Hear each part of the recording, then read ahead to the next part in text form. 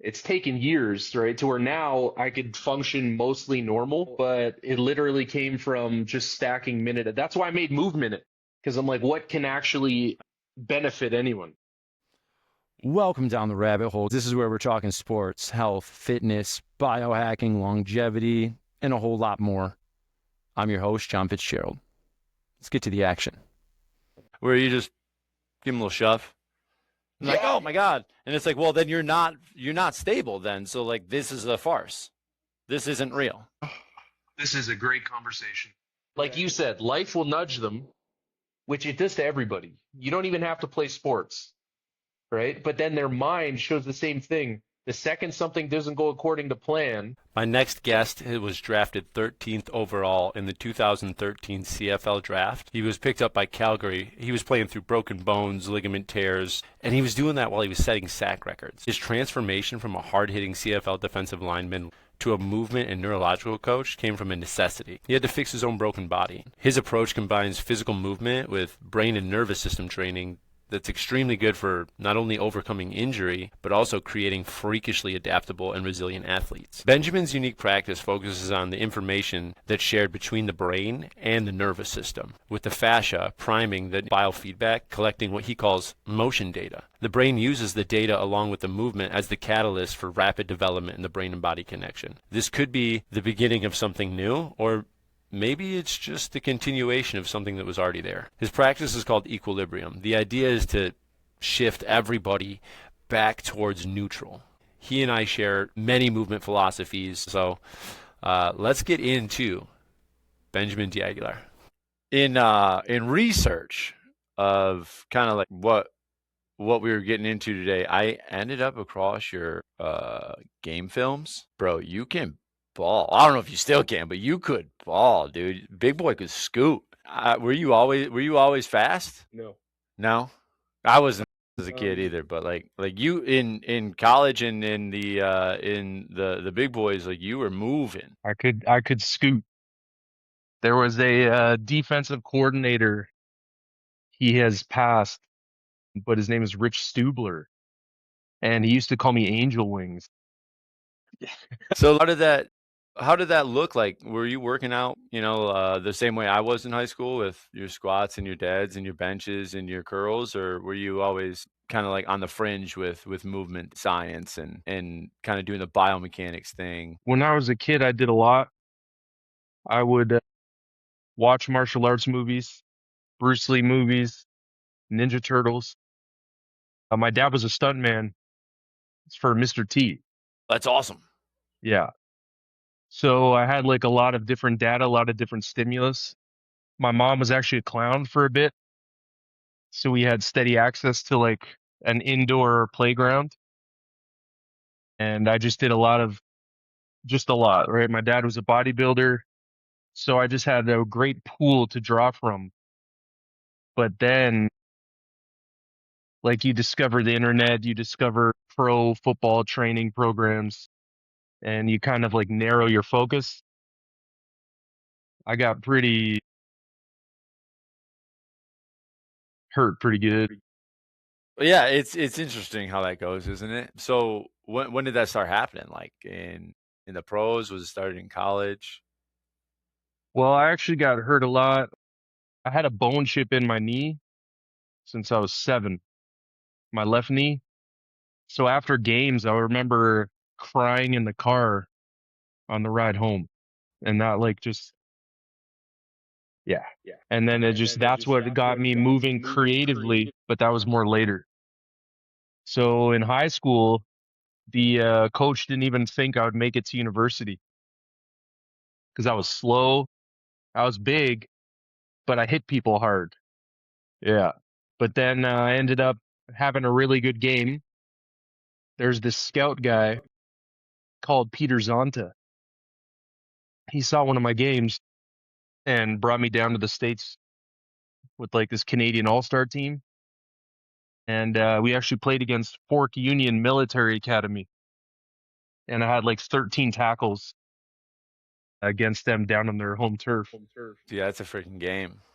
Yeah. Yeah. And like I cracked their fullback who was committed to Florida. just in the hole. It was just me and him. I whopped him. So after the game, they're like, "You're coming here." Yeah. Okay. Okay, dude, that's cool that it's like that, right? Like one game can change all of that.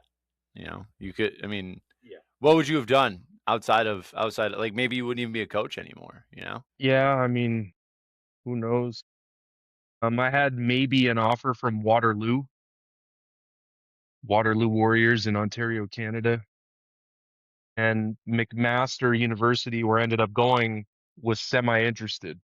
But I went to Fort Union Military Academy, and at practice, the Arkansas Razorbacks scout was in the like standing on the side, and he was like grooming me the whole time because I killed it that practice. And they're like, "You're coming to our school, full ride." I was like, "Oh shit, yeah." So I did the visit, and I'm like, "This is the coolest thing I've ever seen." But because of my Canadian grades, I ended up losing the scholarship because of clearinghouse complications. Canadian grades, like what? They don't have like formulas, they just give you like goods and kind of goods and not so good. It's like it's numbers, like 90, 100, stuff like that. So I had good grades, but I did a fifth year of high school. So then they're like, that math credit doesn't count. You can do that? Yeah, I had to because something happened. I don't remember what it was, but I had to take math again. And then I went to Fork Union and they're like, we're going to give you math here. But then it just ended up not transferring. So I just ended up going to McMaster. It's all good.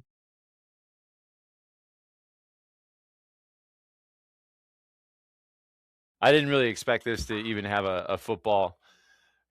Like I knew you played, but like I didn't really like want to go into it. But after watching that, we have another high school coach that works here at the clinic too, and he was like, "Bro, how old is he?" I was like, "Oh, dude, he's like our age. Like he's not playing anymore." He's like, "Oh, I was gonna say like I'm gonna bring him in."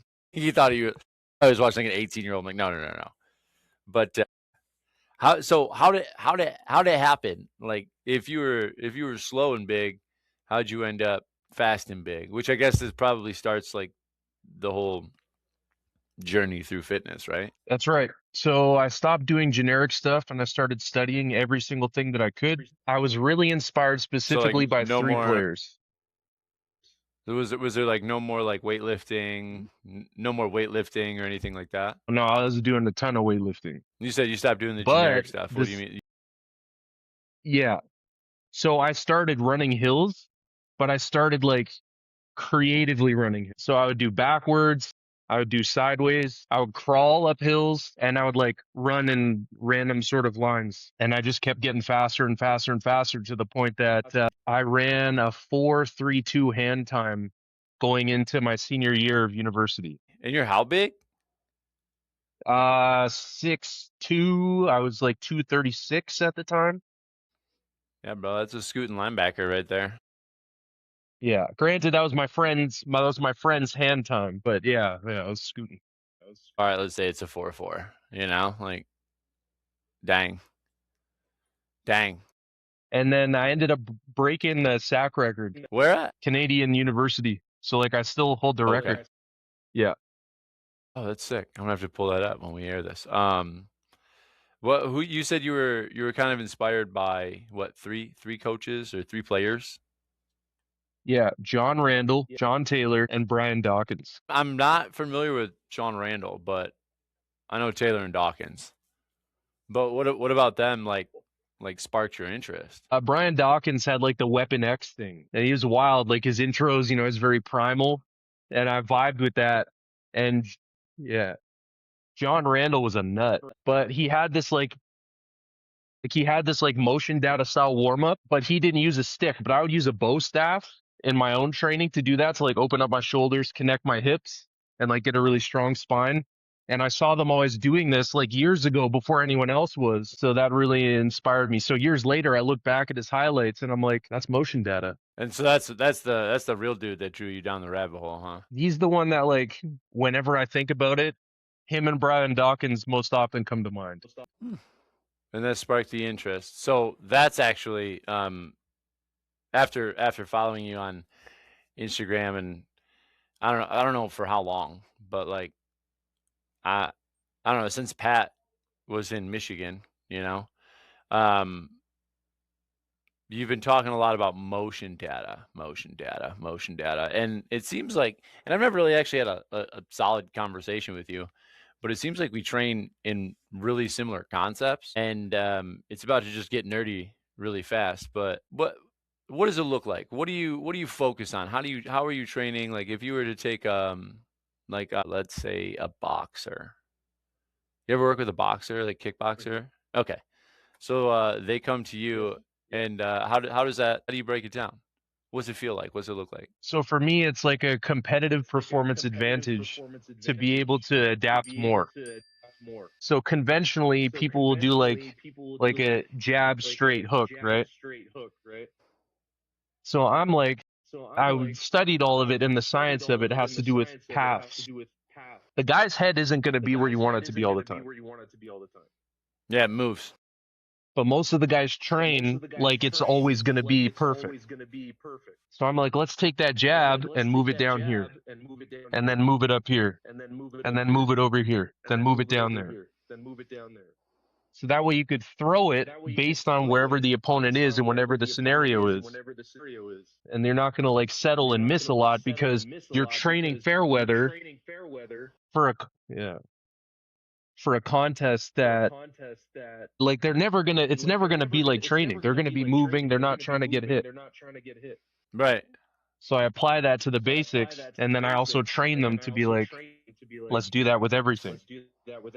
So it's like an idea of like being like physically ready in all the positions. 100%. Like global preparedness. Because again, a contest, there's variables and the bar is always moving. There's fatigue levels. There's, people will get coaching in their corner and they'll come out different the next round. So it's better that you have an ability to move your skill set rather than need it to be in a specific way only. That's easy to beat. Yeah. Yeah.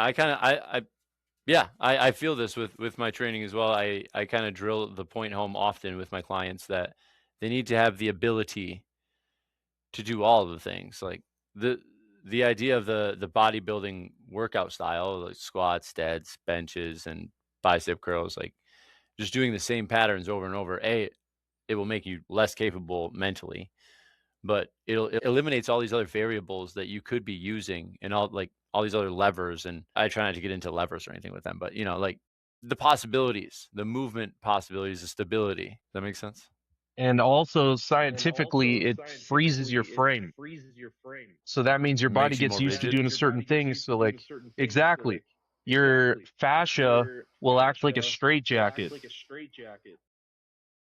So then people get hurt in all these positions when they go out of where their fascias used to be. Yep. So yeah, if you've been there before, then you don't need to get hurt. So it's kind of like exploring a map. If you know what's over there and you know what's over there, you're more educated in your path. Yeah. So that's cool. You and I both kind of push what I call play or free play or movement data is what you're calling it. I think is basically like when I tell people like what do I have to work out? Like how do I do it? I just tell them like go move. It doesn't really matter what you do. Just don't do the same thing every day. Your body will shape to that, right? Like so you're trying specifically to bring elasticity and mobility to people. The flow. Yeah, dude. Yeah, like the same thing that happens when you're a kid. You experience this whole plethora of data through experience. And that's why like kids are so limber and pliable. But then when they get into training and they sport, break bones doing stupid stuff. But yeah, I know I'm following them right there with you. Yeah. And then they isolate. And as a and kid, do all I this did stuff the in weirdest things. Yeah, dude, like Yeah. even random expressions and stuff and excitement. Yeah. Kids like they make their own thing, they make their own games and dances. And Yeah. I'm like, man, They're that's always doing the genius. weirdest stuff. Yeah, that's the secret.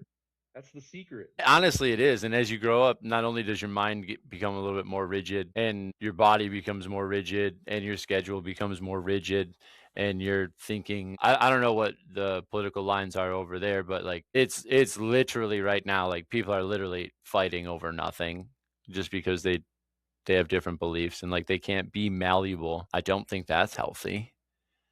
But there's been a lot of studies, like coming out where the bodybuilders who have done this for 10 years now have limited capacity for neuroplasticity. They've wired it into their brain to kind of think linearly and not abstractly.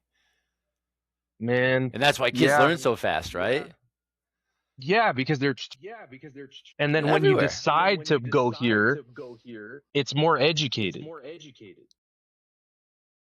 Like there's this computer technology that they use to program AI and stuff, and they'll have like 10,000 different things doing movements so that the AI gets all that pool of data to find the maximum most effective route. And that's how they program computers, that's how they program AI, that's how they program the bots, is they'll target train them literally using motion data so that they know from all this experience I can go in this direction the best way possible. I think I just had the light bulb with the motion data thing because I've been asking you like, well, because I've been trying to describe it or define it in my own head, right? Is it proprioception? It's not. Someone just tried to call me and I told them not to call me. Oh, it's okay. Here. I think it's back to recording. Okay. But trying to define it as like is it proprioception? Benjamin's device storage is running low. That's okay. You might have enough continue to clear up space and continue. I don't really know what's going on here. We'll have to find out. But it's not the proprioception alone. It's not the geometry that your brain does when you're shooting a basketball. It's not the triangulating. It's all of it as an encompassing thing. Yeah, like a lot of times I call it like a rangefinder. So if you're using your GPS and you're setting up a route, if you've gone 10 different ways, you have a really good clue as how to get to the grocery store the best way. But you also have detours and routes you can take if you need to adapt it. So I'm like, if you do that with your movement, you get hurt less, you get more results, and you actually get smarter as you train. Yeah. Yeah. I don't know why people are still drawn to the other thing. I think honestly, I do know why. I think it's because it's easy and it's lazy and it's like semi-active, but like that's beyond the point. With your dad being a bodybuilder and you being a football player, I always ask this to the nerds of the training community. How did you get down the rabbit hole into the movement science versus, macros and plates? Like, how did you break out of the matrix of training? I got hurt a lot. And so I wanted to not get hurt as much, but I also wanted to have a performance edge. But the You got hurt a bodybuilding lot. thing actually is a gem because I started to look at golden age bodybuilders. And those guys would dance, they would box, they would Yeah. swim, they would like do ballet. They did so many different things. Blows my mind, even like the Kai Greens, some of their flexibility being that muscle bound. But none of them are walking at 75 years old, None of Yeah, them are it's picking too up their much kids volume, at it's 50. too much weight. Need I more mean, variety. the human body is not supposed to do that, And No, yeah, 100%. I got my kick from like it just kind of I don't know, it was just like years of like, hey, we've evolved from this hunter-gatherer species, if that's your thing. If not, that's cool. But even if that's your thing, let's say it is, because I'm not trying to discount Darwinism. What were we doing for the past million years or so? Well, we weren't sitting at a desk. We weren't under blue light all day. We weren't trying to rush a whole day's worth of movement into 1 hour, So I just started coaching on instinct, even though I was a bodybuilder at the time and like a boxer. I was jacked. But like you said, I got hurt a lot. Everything hurt all the time. And there had to be something about this thing that I'm doing that's not right. Because, everyone talks about form and technique about their deadlift for the first 3 or 4 years that they're lifting. And then they realize it's that I'm literally just doing this way too much, way too often, with way too much weight. Oh, For sure. oops. That's why my back blows out when I go to grab my shoes, Dude, man, I broke my back squatting, like legit. Yeah, man. I'm still healing that shit. The backs are not easy. They're not fun. They're not fun. Uh, And I think as soon as somebody gets an injury that's bad enough, they end up in this realm. that's part of a guy, yeah. I don't know well, maybe a massage therapist that maybe like my business partner Brian, I really wanted him to be here, but he's working with clients, so I guess someone's got to make money. But he's really into neurological training and massage therapy. So that's that's a conversation for both you guys to be having soon. I'm really into movement mechanics and fascia and the environmental factors. That's really my jam. But when I see this dude that's slightly larger than me, and I mean I'm 6'2", 200, that moves fluidly also. I saw you. I'm like, dude, that's another one. That's another one. I couldn't move. I couldn't scoot like you, bro. Like, I'm not going to say that.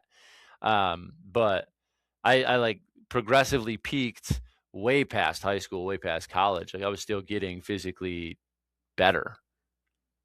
I can still dunk a basketball. I'm 36. It was like most of my friends are fat and dying. So, there's got to be Yeah, something to it. Maybe they're not. I hope they're not dying, but you know what I mean. I know They're what you mean. Yeah, most not people are really moving. busted up. But I also studied their ancestry. And like with the weightlifting thing, I'm like, when people were lifting heavy, you're mostly lifting heavy after you've successfully made a kill. You're not doing that 3, 4 times a week. No, you're definitely not doing CrossFit war style training every single day either. You're not going to war and clashing shields every day. Exactly. So I'm like, switched my lifting to where I would lift heavy like once a week or once every 2 weeks. Yeah, that's where I'm at now too. Are you still kind of lifting too? I still lift. I love lifting, but like maybe on the weekends or if I'm watching UFC, I'll throw some weights around. Yeah, I don't take it very seriously either. I think that's a huge key. I've never really thought about it, but kids don't take it seriously and they develop so freaking fast. And it seemed like just kind of like you were saying, as soon as you put yourself in that, okay, this is what I'm doing. I'm a softball player, so I'm training softball. You stop learning faster anyway, and I don't think you become quite the specialist anyway. I mean, what other sports did you play growing up? I played basketball, but I stopped doing that when I got focused into football. And then later in my playing career, I started to focus on martial arts. That's cool. Like after high school, MMA and boxing was really the predominant thing for maybe 10 years. And I honestly think that's lucky that I got into that because it's so the reciprocal inhibition, the balance, the movement, it's so close to real flowy than anything else. Yeah, I love like the data aspect of martial arts because to them it makes more sense. Right? Like they get it. They understand, okay, there's all these different arts. And if you're in jujitsu, you want to be flexible, you want to have mobility. Right? If you're kicking, you want to have that ability. To where talking to sports people, if you're not doing an agility ladder, they don't get it. That's true. Luckily, we have people now. Christian McCaffrey. Yes. Like he's got a cool style of training that's not focused on the weight room. I think more people like Tom Brady, with his elastic bands and stuff like that helps. I think. Yeah. I mean, they're 30, 40 years behind the curve, but like people are catching on slowly and surely, and I think they're also just sick of being hurt. Maybe at our age, people are catching on. Yeah, like I'm seeing more people juggling before games. That Wemby guy in the NBA, I saw him doing some of the floor ball stuff that I've been doing for years. Yeah, But which is funny because that's a wrestling yeah, thing. yeah, it was tough. It was tough in the locker room, man. I would imagine. I'm like I the would crazy imagine you had guy this doing my giant weird dude. stuff. Yeah, absolutely. You would have been a savage in the cage, man. All the coaches were trying to get me to go pro. I was actually considering retiring and turning to MMA. Really? I feel like that's the real gladiator gauntlet, right? Like we used to think it was football. Like that's the big arena, the Clash of the Titans, and now it's actually just two dudes half naked beating the shit out of each other. That's actually the most, you know, the closest thing we'll ever get back to it. I'm gonna agree It's with such that. a The only reason I didn't do it was that at the time MMA didn't make as much money as football. that makes a lot of sense too. Yeah, Yeah. so I was like, no, because I got into football, man, for the money. Like it was fun throwing people around. It was a means to an end. I always wanted to focus on the movement stuff because that's where my passion was. 100%. I'm just like, what can get me enough money and like the badge of professionalism and the connections to like run my own gym and just like, make it make sense. Because if you've been a pro, they're like, oh, they must know what they're talking about. Yeah. Yeah, that's actually a big battle that I have is I'm like in Troy outside of Detroit. So if a pro decides to open a gym, they're like, "Oh, this new tight end opened up a gym. He must know." And really, I mean, he's got a communications degree. He's been playing football and running his brain into a 400-pound lineman. It's like, bro, like they might not know. Like you do. I'll say you do, but a lot of athletes that I've known, they don't know shit from 100 Shinola, million percent. you know? Oh, man. That was the thing. Had the conversations, people like, what are you doing? And I explained the neurology behind it. And then when that didn't land, I explained it in like meat and potatoes. And also being in Canada, like with my resume, I should be running like a university sports program. Why don't you come to the US? Well, due to my injuries and stuff, I've not been able to do a lot of things.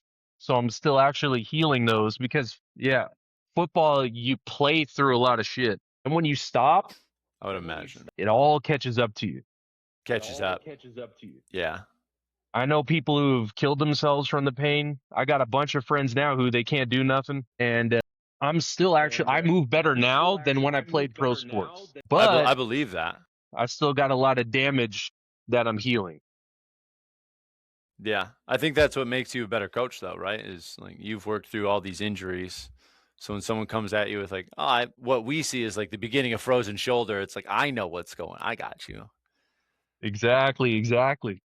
I I played pro football without an ACL. That's like David Goggins level. What did you blow it and just keep running or what? Yeah, so when I was at Fork Union, I blew it, and they just thought it was a partial tear, but they didn't have any scanning technology. So I just went back to Canada, and it kept hurting. I was barely able to use my Yep. left leg, and I still broke the freaking sack You know, record. Dude, I was just gonna say, what's crazy is you still played a while is the thing, like, and it's not just a game. It's not just two games, Like I broke an orbital in a fight and I kept fighting. That's 6 more minutes. Like, you're talking 4 more, 8 more games after this, depending on when it happened. That's a Yeah, lot of that's a lot of. it happened in 2008. I got it repaired in 2015. Dude, that's got to be like killing your stress levels too, right? Like your cortisol, your inflammation, your body's got to be upset. So I'll tell you a funny story. I started getting seizures from the nervous system overload from all the damage, and I was masking it, and I was still playing football. So this was 2016. And that's part of why I retired, because the seizures and stuff started getting worse. Yeah, I almost died. Yeah. Yeah. Yeah, my inner systems were like failing from all the stress and pressure on the nervous system. So if I wasn't doing the movement and stuff that I was doing, toast. Yeah, like if you weren't doing the what I would call like mobile nerve flosses, and what would you call like greasing those gears, man? That's crazy. I can't believe you play through that. I was often joke when I'm talking to friends and I'm like, the guys in the league are lucky I was dealing with all the injuries. Dude, no kidding though. But honestly, you made a style of this the ankle swipe tackle coming off the edge. I'm telling you, like you don't know, but dude, I played D end in high school, not to your level. Actually, you weren't as good as I am. No, I'm kidding. But that ankle swipe was something that I had to resort to because I was fat and slow, not because I was overrunning or over pursuing them because they were slower. I saw two of those where you were coming off the end and like catching them as they're coming around the other side, and I was like, dude, this dude's fucking flying. And you bear paw. It looks like a Kodiak bear taking out a little cub or something. It's like Yeah. that should That, knock somebody over. that It was did. I was actually a conscious choice because whenever I landed, I would like feel the pain and stuff. And so man, fuck, I've had so many injuries. My dad like cracked my neck when I was a kid. I broke two ribs in the front and two in the back. So anytime I'd hit someone, like it would really hurt. So that's why I resorted actually. Yeah, so that's why I resorted to I would literally train on a heavy bag and smack it. So then that's why I would do those ankle tackles. I would just jump and smack so that I wouldn't have to like grab them and feel the pain. And the back break, that shit happened in like 2010. So I was literally crawling back and forth to the washroom and to get food for a week and a half. I threw up everything. Like I lost 36 pounds. You could see it in my old photo. Yeah, my neck was like a pencil in third year of university. I couldn't keep any food down, but I would still like I would practice, then I would just crawl around. I would work out at the gym, then I would crawl around at home. Yeah, beyond motivated, like fully driven, just not stopping, full Goggins mode. That's good for you. Not for me, bro. I'd have been like, you know what? I'm gonna take a nap. Yeah, I always man. joke about the Marines or the people like you that can just put themselves through that. Where I'm not saying you're dumb, but like I'm smart enough to stop. you know, and it's just my own joke of saying like I'm a bitch and I'm not going to go through that pain for that. But like if you wanted to put gloves on and spar, like that's pain I'm willing to go through because I know what like you know what I mean. Like I've been doing that forever. I know what I'm getting myself into. Versus back pain's debilitating. There's times where you try and get up and sit right back down. I've had slip discs and I've had herniated discs, and I know when it hits, like you're not doing shit. You're not doing Dude, anything. You know, you're parked, and to then this day, you try and adjust. yeah, like, the motion data part is part of it is like the amount of pain. Half the time I can't even talk. So it's like moving the I stuff around and giving it the ability to vent and like re-educate it so that I could periodically sit in better and better and better positions. When I no, I retired, I feel that. I could go to the grocery store and then I was planted for the rest of the day. I could train, yeah, that was it. And I could train for literally 30 to 60 seconds at a time before seizure activity would come, So how'd you get out of that? minute to minute. Obviously, it brings us to motion data, but like, how did you train your way out of So this? I did like my flows, right? Like you call the nerve flossing, right? And I would do that to like gather energy and like gain strength. And I would do all these different positions and I would just like literally anytime I had energy for it, I would do it for a minute. Then I just kept stacking minutes. Then I got myself to where I was able to like walk more, get outside. It's taken years, right? To where now I could function mostly normal, but it literally came from just stacking minute. That's why I made Move Minute because I'm like, what can actually benefit anyone? As we were talking about this just now. Yeah. Yeah. So then like anyone can have a minute. If I can do that, I love this because I'm putting together this. Well, I'm always putting together something, but I'm working on this corporate wellness program that is a lot more biohacky than it is diet and habit stack. I guess there is some habit stacks in there too, but you can imagine that the movement thing pairs well with the concept of like, okay, you're gonna just move more throughout the day. Set an alarm. Let's say it's 15 minutes, and every 15 minutes you get up for a minute and do something. Now, in this program that I've been building, it was jump rope, body weight, or plyo squats, whatever. They're like basic calisthenics that you can do in a cubicle, right? And then there's some wrestling things on the ground, but I don't really imagine a dude in khakis and a polo is gonna working for the insurance company is gonna get down and do like some sit throughs or anything. But it's cool if he did. Like movement, it pairs again with like one of those things that I'm just all about, and that is, I mean, the workout's bullshit, but moving throughout the day and doing it intentionally well is honestly what keeps me in shape, if you will. Like, I don't know. I guess how do you define in shape now? Because when we were lifting, like in shape meant like how jacked you were. Yeah, nowadays is like how good I feel, my energy levels, how much I can do with the family, and then it's just like building on that. Yeah. The physical readiness is not nearly as intense as it needs to be, turns out. Yeah. Yeah, it's not like preparing for war. Now is like preparing for each day. Yeah. And it seems like that's where most of my clients really have come from, is they're just like you and I, but they weren't college or pro athletes, or maybe even athletes at all. They were just, maybe they were recreational workout people here and there. They were walking, running. Maybe they have kids and they're just in nagging pain. Everyone needs a massage. They need stretch work. They need breath work. They need everything. You know what I mean? Exactly. And then like with the equilibrium stuff, I hacked that paradigm and I'm like, how do I take all that and put it in one place? And then I created drills that like do everything at once. And for example, there's this one fella, I'm not going to mention his name because he hasn't been active online that much. But after one of our sessions, what was it? He went up in his squat or his deadlift by like 40 or 50 pounds, something crazy in his PR In how long? in 3 days. So it took a while, but with the sessions, like I help vent the pressure with the nervous system. Then I supercharge the fascia and then their body gets in alignment. So he sent me a video where like his scoliosis was correcting itself within 19 seconds. Crazy. Okay, that actually does make sense. So little tweaks that take people miles. The problem that I have with them is that, and the drills that I don't know what drills you have in your programming, but I know what ones I have in my programming. And the problem I have with them is that they're not sexy.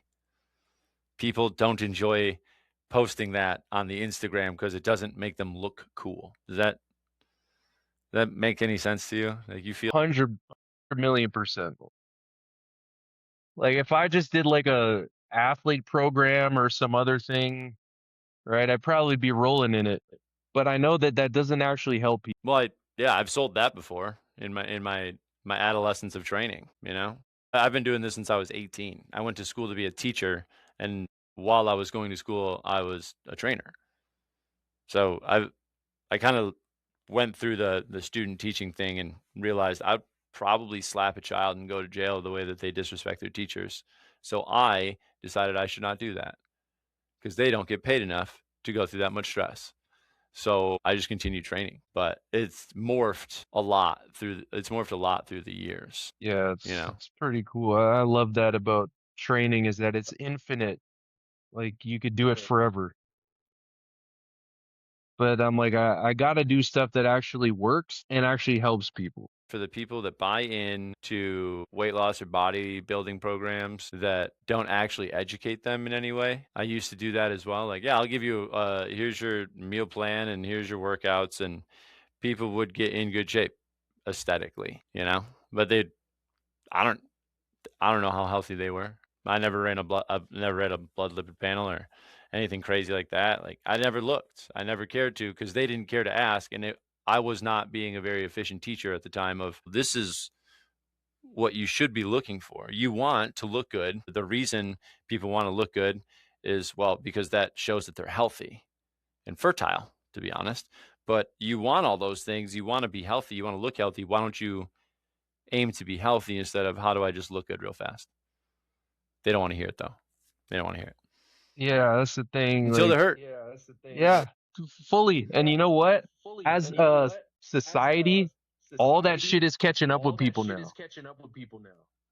Yeah, You see it in the behavior. big Like, where time. does all that anger and stuff come from to like argue online in the comments all day? You know, it's their pain. It's that. Yeah. I think a lot of people are upset with things that they don't really understand, and it's them every time. Every single time it's them. And it's usually probably because they know that they're not doing what they should be. They're not living lives with any type of intention. They go willy-nilly and they're frustrated, which would be frustrating. Could you imagine working out not knowing what the hell you were doing? Now do it for your whole life in every aspect. I'm just a go with the flow kind of guy. No, what you are is you have no idea of what you're trying to do. Or maybe I'm That's just true. being picky. No, I don't no, know. no. That's true. And then they buy stuff from people that like they just jump from thing to thing to thing. And they never get any better. They get better at the physical techniques that they're performing, but as people and their health levels, come on. I mean, as a human, we don't really do this with 300 pounds that often. You played pro football. You didn't do this ever, actually, because you were never laying on your back. So all that force that you pushed into your back on a bench press is completely useless because you don't want to transfer it down through your body into the ground and then actually move forward. So therefore, what did you train? Nothing. That's why you got hurt. That's why your shoulders hurt. That's actually why I created the wall ball, because then I was able to press into the ground and press into the ball. Then I got really good at throwing people around, getting their hands off. Yeah, and keeping your center of balance. Exactly.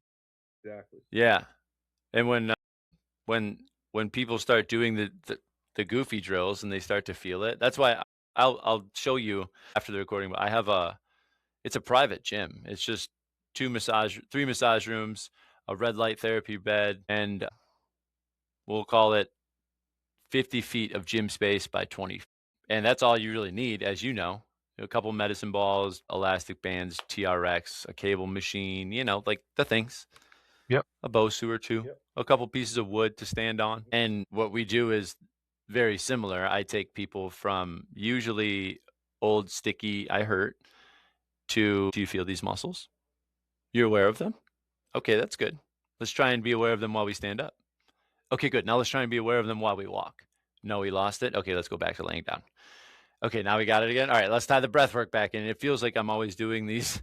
All right, you got this. Oh, you're missing this link. Oh, you got this. Okay, you're missing this link. Oh, you got this. And it's different for everybody. Mm-hmm. But you feel it too, right?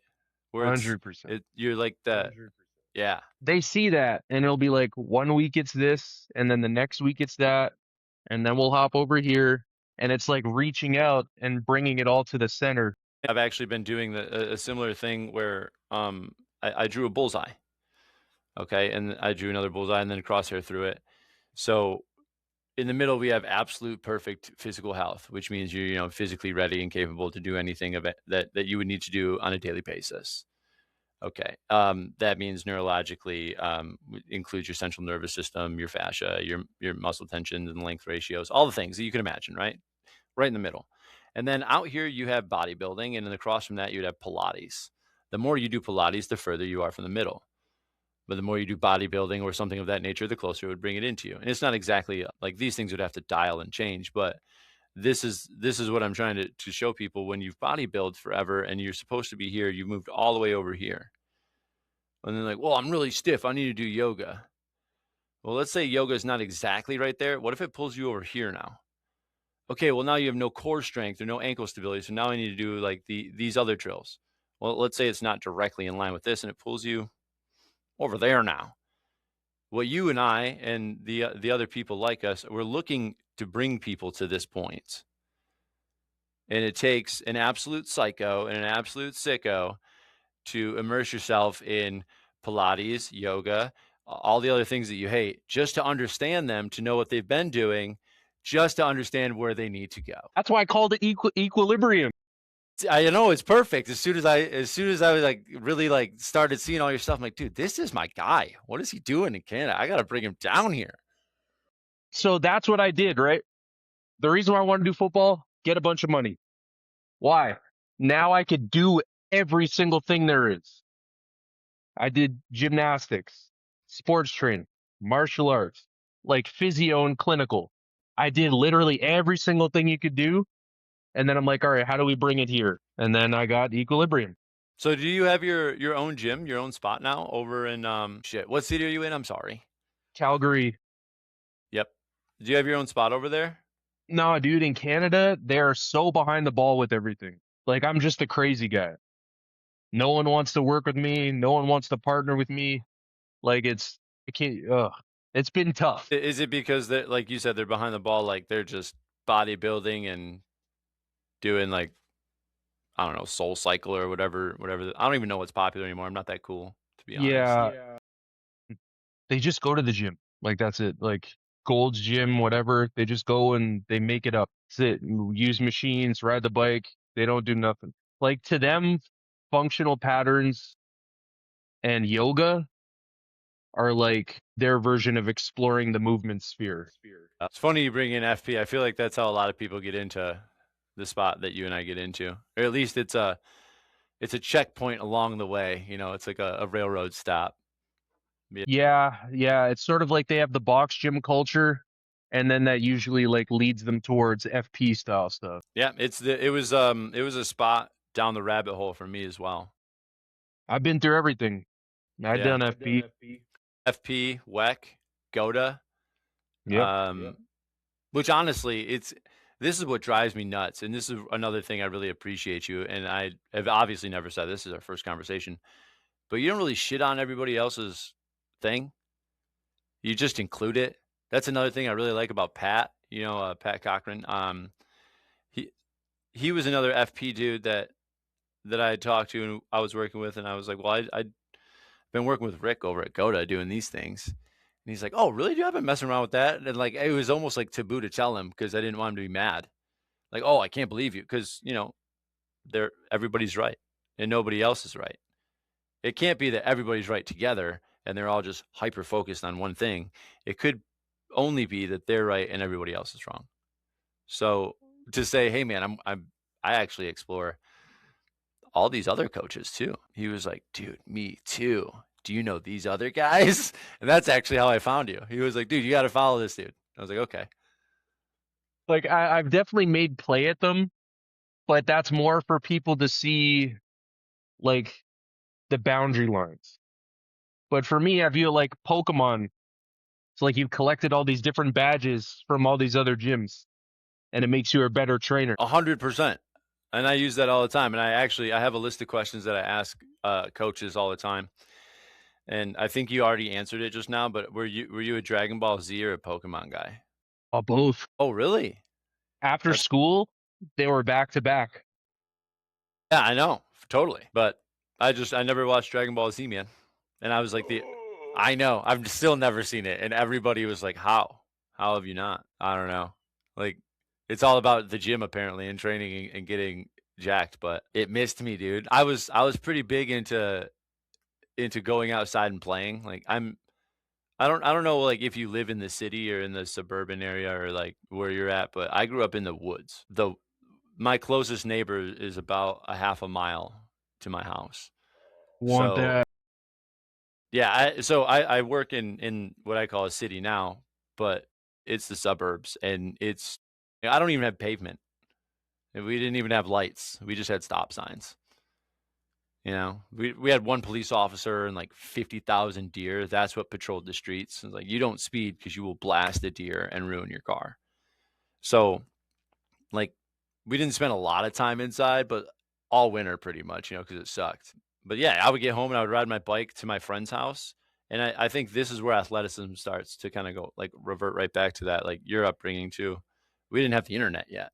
Not really, not until we were in high school so I would ride my bike to my friend's house. We would swim. We would play football. We would play handball. We'd play that game that we made up that makes no sense. And then we would play basketball, and then we would play home run derby with tennis rackets. Like we did all of the things, and we played all of the sports, and that what I would call now or understand as motion data was motion data learning. The ball coming into me, how do I move to make sure I don't get hit? How do I move to hit it? How do I catch it? How do I catch it so I can turn and throw it? All of these things teach your body not just how to do a thing, but how to prepare to do a thing, orienting it towards the task following that thing. Yeah? Dude, okay, I'll tell you two of my hidden secrets. For a time period, my mom was like a janitor at a super rich church. So when she worked there, we had the whole gym to ourselves. So we would just go in and out of the closet. We're playing basketball, dodgeball, rolling around on those little scooters. That was all motion data. That all set me up for this. Yeah. Yeah, And we could do, yeah, the kids that don't do that are the awkward movers that we work with now, actually. exactly. Their frame settled.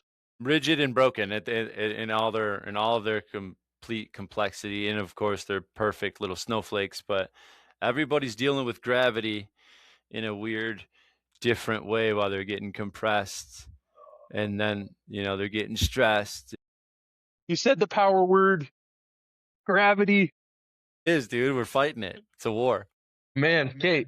So the main thing that I got from Dragon Ball Z was there's this arc where Goku is getting ready to go and fight Frieza, and he's flying in the pod through space, and he's training in an amplified gravity environment. That shit as a kid got my mind moving. And I actually train people to deal with gravity now as part of my. In the same sense of like decompression and like lifting the spine, or do you mean Well, facing the environmental force of gravity, how to utilize that to like amplify your frame. So the people that I've been working with, their frame gets better without me having to focus on breath work or like posture positions.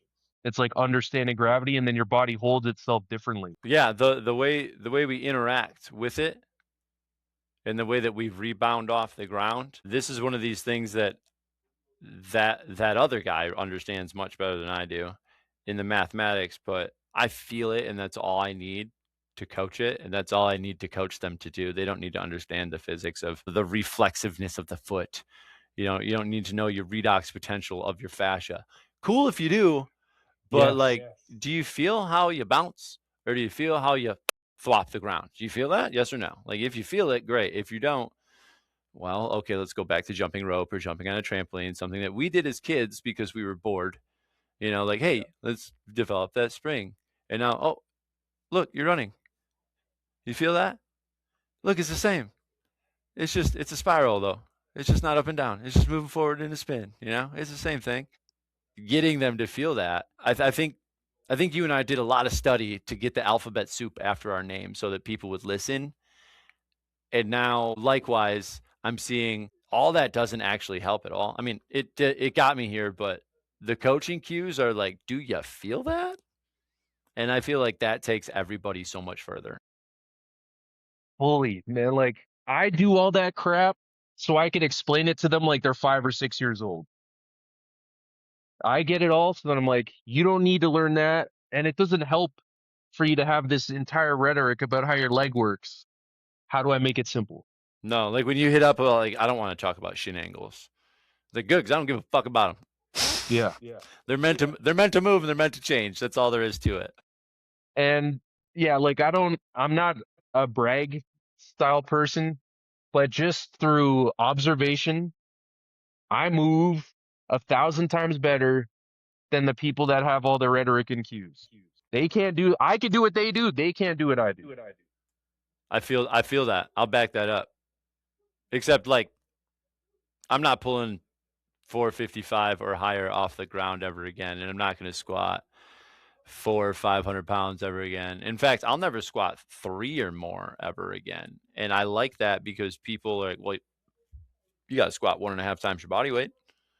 I'm like, no, you don't. That's just like a made up fucking thing that some asshole decided, like, why? And so, well, what if you're What if your girlfriend or your wife, is in a building and she's on fire? Like, dude, I'm only 200 pounds and my girlfriend's 355. Like, I don't know if I'll carry her out. Maybe she stays. I don't know. Like, We I have should never, adrenaline for that.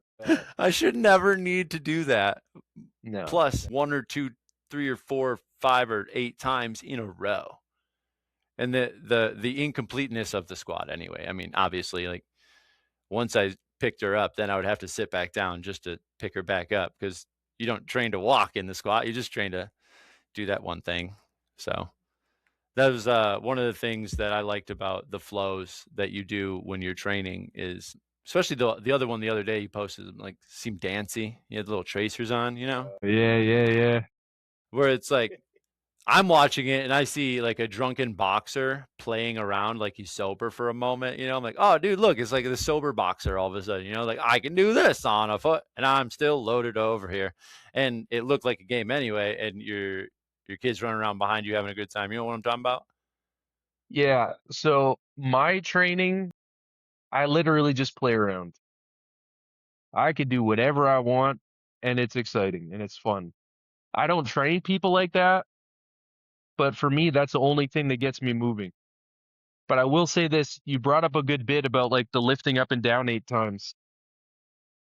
99% of the way that people train is the most impractical shit of all time. Yeah. Right? Like in real, and this is why I do this, right? I'm the crazy guy. I'm the crazy guy. But anytime you're doing something in real life, you're doing it moving. So then I'm like, even in Through sports, space. yes, exactly. You're locomoting, right? Like even you're always moving something. So if I'm training on the spot in isolation, this is why people have all the problems because they're active in ISO, but they're not active in locomoting. The brain can literally just go like this and then it just shuts off again when they start walking. So then I'm like what you mentioned with getting active and then can we do it walking? And then if it gets inactive, then go back on the spot. That makes sense because you're training it. But the whole idea is to graduate it to you're going to do it moving. So you kind of have to be active when it's moving. Yeah. While you're propelling yourself forward or backward or left or right or up or down. Which is why I move those ways. Yeah, and I have a cue that you probably have used, thrown out, recycled, because that's kind of how we do it. Like, oh, I forgot about that cue of like a 3-dimensional movement readiness. In any position that you're in, you should be able to go up, down, left, right, back, forward, take off on a sprint, jump, whatever. You should be able to do all the things in all of the positions. And if you're moving with purpose in training, and you're training appropriately, it should translate into sport or the other part of your life. And that's another thing that what we were talking about before, that type of isolation doesn't really translate into a better movement. It actually takes you the other way. It makes you worse. Yeah, like what you mentioned there, that's what I call the grid. The grid. Yeah, the grid. So like I prepare people for the grid. The grid is like a sphere. And then it's like if you can't move in all directions on the grid, then you're not going to be able to do it anywhere else. And I also love to play the game. Kids like it better, but adults are getting there where you just give them a little shove.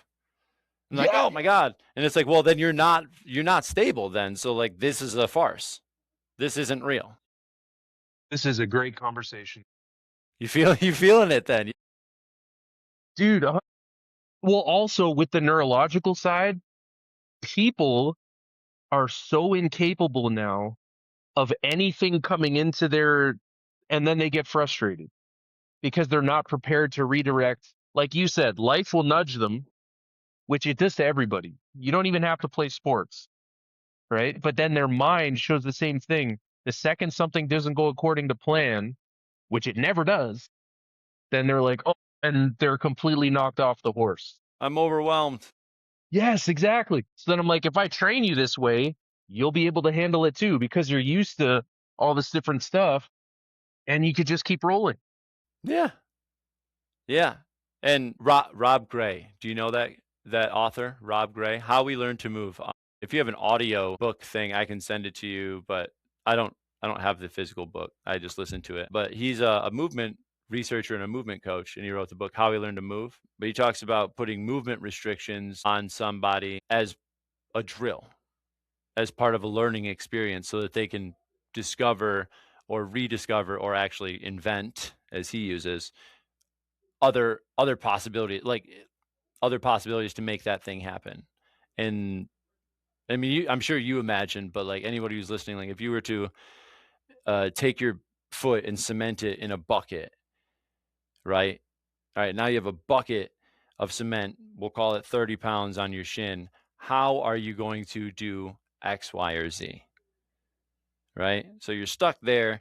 You still have to throw the ball, but you can't do the thing that you've normally been doing. So how do you do the thing? How do you create the new whip? And that, I think that game for me and my clients, if you don't already, they love that way more than we're doing this exercise, but we're focusing on this aspect of it. I've used to do that, like, oh yeah, we're using this contralateral step and press, but we're really focusing on making sure your rib cage doesn't flare up and out versus like the height of your shoulder. Like all of those things don't seem to matter nearly as much as can you figure it out and can you stabilize there? Really, that's a big part for me. Is you stable? Most people are just not mentally or physically stable. But if you just give them, all right, so cool, you're going to do a banded rotation. Maybe you do those. That's a thing that people do. It's not crazy. It's semi-functional. But you can't turn your hips. Oh, okay. Or you have to turn your hips and pivot your toe. Whatever these things are, like, oh, okay. And if you don't tell them, like, if I don't show people a lot of exercises anymore. I let them do the thinking, do the data, right? Like, okay, I want this at the end. Okay. And when you get there, a lot of the times, let's say it's someone's first time, they'll be like, oh yeah, I'm holding and I feel my back. And realistically, they're like in an S, like, well, of course you feel your back. But let's try and get to that position where you don't feel your back. Maybe the front side. Just give you a hint. Maybe the front side has to do a little more. Just maybe you try. And it honestly, training has made me a better parent. Mm-hmm. It has prepared me for parenting, to where parenting has also made me a better trainer now, because it's like, oh, now that I've actually worked with a 4-year-old and I'm working with a 40-year-old that thinks like a 4-year-old, I'm better prepared for this lesson. Yeah, dude, this is gold. Like, I call it moving equations. It's kind of like the hokey pokey. So I'll have them do a move first. And then when you're not cueing a move first, you're getting an authentic expression. So that if anything needs refinement, I refine it as they go. So then, like the bucket thing, I'll be like, now do it with your eyes closed. Ooh, that's a fun one too. And then I'll be like, now do it spinning around in a circle. And then I'll have them stop and breathe to calibrate, because that gives the brain time to take in the data, and then it will self-correct. Then I'll take them back into the move, and then it'll be a better expression. And that's kind of what I was alluding to, like if trained appropriately. Yes. You got to know what you're doing. You can do all those drills without a couple nuances and get very little out of it. Yes. Which is kind of funny because, in the bodybuilding community back in the day, no, steal my workout. Remember that? Don't steal my workout. Oh, that's my lift. I created that. Whereas now we're in the complete opposite realm. I'll show you everything that I've ever done ever, because it's all about the sequencing and the timing. That, like, I can give you every tool I have. You have to decide when and where. And that's what the years of education came through. So good luck. For sure. That's why I love my freedom to post. I could share my whole method online. If someone does it improperly, they'll just blow themselves up. Yeah. Yeah. Think of like the barbell walk. Do you remember the Naughty days with the barbell? Yeah. Which I love that exercise, but can you imagine somebody who's not equipped to do that? Oh, man, they'll throw their back out. Yeah. Like, so you can see the exercise. Like, okay, I can see it. There's like a little bit of rhythm. All right. I have 2 slip discs. It's like, yeah, and you're an idiot. But exactly. Yes, for sure. And that's why I always like offer my guidance after posting. I'm like, it'll look 10 different ways. It's sort of like an artist. They'll put their art out. Everyone will take it in their own personal way. But if you want to get the meeting, you got to go to the one who made it. Yeah. Yeah. I think of it as like a boxer. Like you need to be able to paint every punch in every direction. You need all those things. It's getting somebody. We'll call her. I call her Sally Cream Cheese or whoever, like just some Yeah. random lady, right? Tennis player. She's almost 6 foot. She's really tall, super skinny. Maybe has a drug habit. I don't know. She's stupid thin. Doesn't eat a lot, and she's all about the makeup and the cosmetic looks, plastic, this, that, and the other thing. And she can't figure out why her shoulders hurt, even though she got like triple G boobs on a tiny Tim frame. And she's got like, oh, my ribs are slipping out. Like, dude, you have 40 pounds of boob on you. Like, you were trying to do all this to look good, and you've drawn yourself into an unhealthy position, and now you don't feel good. It's going to age poorly. Like, that's not on me to say, but these are the people that we get exposed to the most here. All of the, I don't want to say mentally ill people that are trying to work out and get thinner and lose weight and get more toned, even though what they do need to do is eat more and just like be in nature. But they're programmed or mentally ill. They're being matrixized, whatever the word is, but they're hurting. Yes. Joints, ligaments, everything is hurting. They're stressed, they're anxious, and it's all tied together. And a lot of people don't understand the connectedness of the neurological system, the movement capabilities, the rest and recovery, all of those aspects that go into health and like having a healthy body and being a healthy human being. They all play on each other, right? Like inflammation causes this, it's caused by this, it also caused by this. It's a huge infinity loop. Just like the breath work, you start breathing wrong, your cortisol is gone. Like it's an infinity loop. I have trouble breaking people into the idea that they're just living wrong. Mm-hmm. That's all. Like the smart home, smart meters, Wi-Fi, phones, phone addiction, porn addiction, pop, energy drinks, all the things. Like, you think all those little bits of your day don't add up to how you're feeling? And Yeah. like I have this concept of the low-hanging fruit for these people. They have, I'm achy, my joints. This is where we started. Old lady, Sally Cream Cheese, got sore shoulders. She plays tennis. She drinks energy drinks. I'm like, well, like it'd be pretty easy just to get rid of that. Like that's adult pop. Like maybe if you got rid of that really easy thing, doesn't change your life. Maybe it could change how you feel though, which would change your life. But it doesn't change your your whole being. It's not like going to the gym for another hour. It's just cut that thing. Cut out your inflammation stuff. But they don't want to do that. They don't want to cut out the things that are causing inflammation. They want us to deal with their inflammation so that they can feel better. The problem is they're not helping me. They're not helping me. This is why I don't work with many people because they just want that. And I'm like, there's 1,000 people that'll do that. You can go to them. But I have a process that I have people developing their own energy from the inside out. So then they gradually wean off of the other stuff. Because like they're trying to do outside in, right? They're trying to take it in because they lack it. But I'm like, you're designed to produce all this stuff yourself. So if we activate that, you're not going to need the outside in stim. If you're connected, you have everything. You make almost everything you need, and I mean literally almost everything. Exactly. If you're connected to the cycle or the nature or the whatever you want to call it, the ether, all the things, and more importantly yourself, then you will actually like all the things dissipate.